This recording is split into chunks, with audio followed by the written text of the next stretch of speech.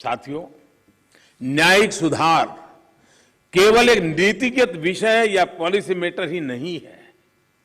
देश में लंबित करोड़ों केसेस के लिए पॉलिसी से लेकर टेक्नोलॉजी तक हर संभव प्रयास देश में हो रहे हैं और हमने बार बार इसकी चर्चा भी की है। इस कॉन्फ्रेंस में भी आप सब एक्सपर्ट्स इस विषय पर विस्तार से बात करेंगे ही, ये मुझे पर विश्वास है।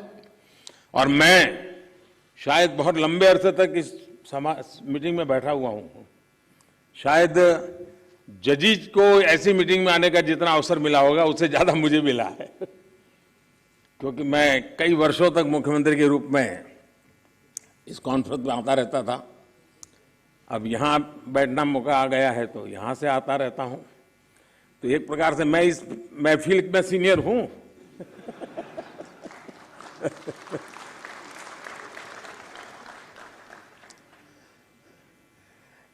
साथियों, इस विषय में जब मैं बात कर रहा था तो मैं मानता हूं कि इन सारे कामों में मानवीय संवेदनाएं जुड़ी हुई है। मानवीय संवेदनाओं को भी हमें केंद्र में रखना ही होगा। आज देश में करीब 3.5 लाख प्रिजनर्स ऐसे हैं जो अंडर ट्रायल है और जेल में है। इनमें से अधिकांश लोग गरीब या सामान्य परिवारों से। हर जिले में डिस्ट्रिक्ट जज की अध्यक्षता में एक कमेटी होती है ताकि इन केसेस की समीक्षा हो सके। जहां संभव हो बेल पर उन्हें रिहा किया जा सके। मैं सभी मुख्यमंत्रियों और हाई कोर्ट के जजेस से अपील करूंगा कि मानवीय संवेदनाओं, उन संवेदनाओं और कानून के आधार पर इन मामलों को भी अगर संभव हो तो प्राथमिकता दी जाए।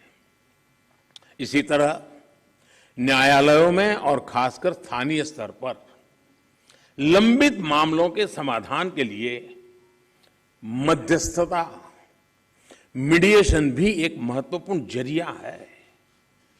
हमारे समाज में तो मध्यस्थता के जरिए विवादों के समाधान की हजारों साल पुरानी परंपरा है। आपसी सहमति और परस्पर भागीदारी ये न्याय की अपनी एक अलग मानवीय अवधारणा है। अगर हम देखें तो हमारे समाज का वो स्वभाव कहीं ना कहीं अभी भी बना हुआ है। हमने हमारी उन परंपराओं को खोया नहीं है। हमें इस लोकतांत्रिक व्यवस्था को मजबूत बनाने की जरूरत है। और जैसे चीफ साहब ने ललित जी की तारीफ की, मैं भी करना चाहूंगा। उन्होंने पूरे देश में भ्रमण किया, हर राज्य में गए इस काम के लिए, और सबसे बड़ी बात है कोरोना काल में गए। साथियों, मामलों का कम समय में समाधान भी होता है, न्यायालयों का बोझ भी कम होता है और सोशल फैब्रिक भी सुरक्षित रहता है। हमने इसी सोच के साथ संसद में मीडिएशन बिल को भी एक अम्ब्रेला लेजिस्लेशन के रूप में भी पेश किया है। अपनी रीच लीगल एक्सपर्टाइज के साथ हम मीडिएशन से सॉल्यूशन की विधा में ग्लोबल लीडर बन सकते हैं।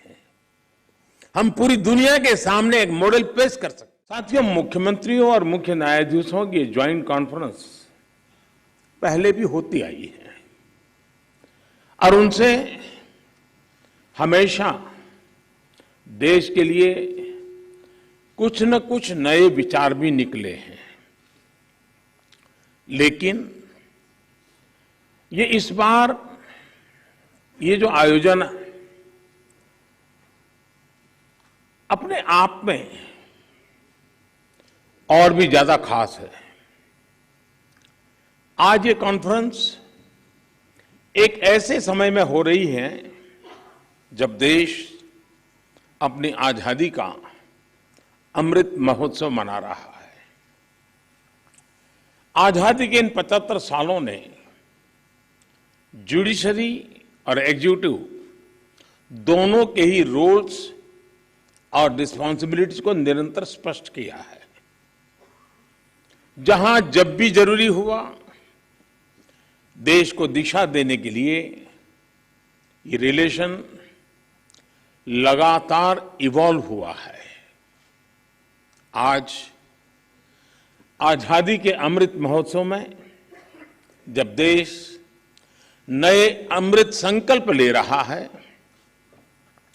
नए सपने देख रहा है, तो हमें भी भविष्य की तरफ देखना होगा। 2047 में जब देश अपनी आजादी के 100 साल पूरे करेगा, तब हम देश में कैसी न्याय व्यवस्था देखना चाहेंगे। हम किस तरह अपने जुडिशियल सिस्टम को इतना समर्थ बनाएं कि वो 2047 के भारत की आकांक्षाओं को पूरा कर सके, उन पर खरा उतर सके। ये प्रश्न आज हमारी प्राथमिकता होना चाहिए। अमृत काल में हमारा विजन एक ऐसी न्याय व्यवस्था का होना चाहिए जिसमें न्याय सुलभ हो,